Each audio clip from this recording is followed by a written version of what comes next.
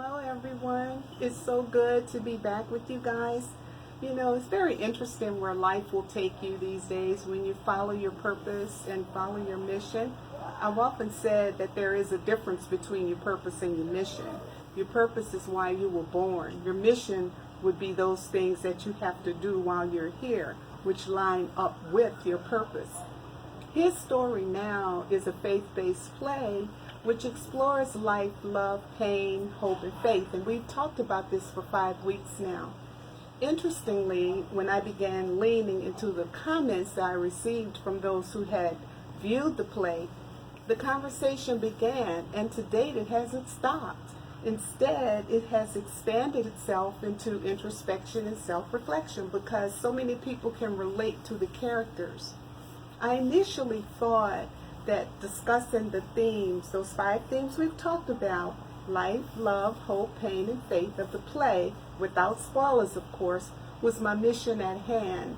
However, I began to realize that an abrupt ending to those conversations would be sort of a theatrical and spiritual malpractice. And I just don't think to open a wound and not promote any kind of support for healing is antithetical to my life's purpose, which is to empower people to maximize their potential, irrespective of racial, ethnic, or cultural diversity.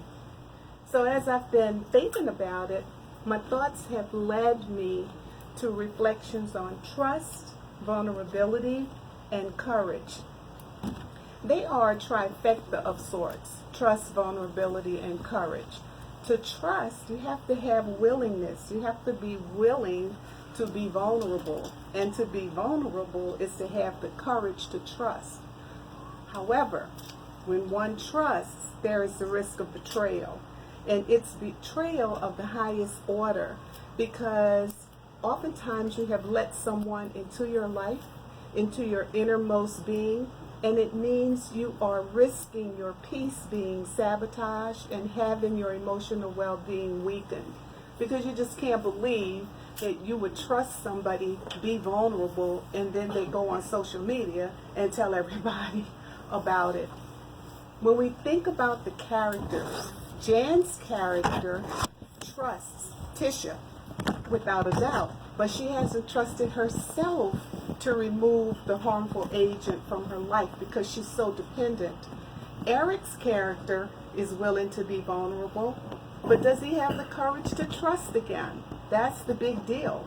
Shay's character is no longer willing to be vulnerable, so her trust is diminished, and she is determined to be emotionally well.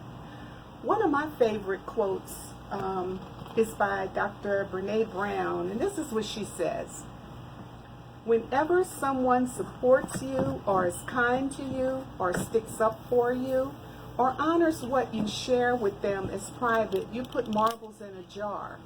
However, when people are mean or disrespectful or share your private secrets, marbles come out, and trust is built one marble at a time.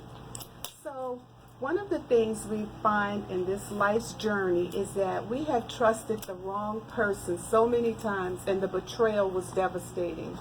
But just remember this: vulnerability is to be human, and to be human is to make mistakes. So all of us have gone through this before, but just understand that when we do trust, we are becoming vulnerable to those we are trusting. And we need to make sure that that vulnerability is worth it.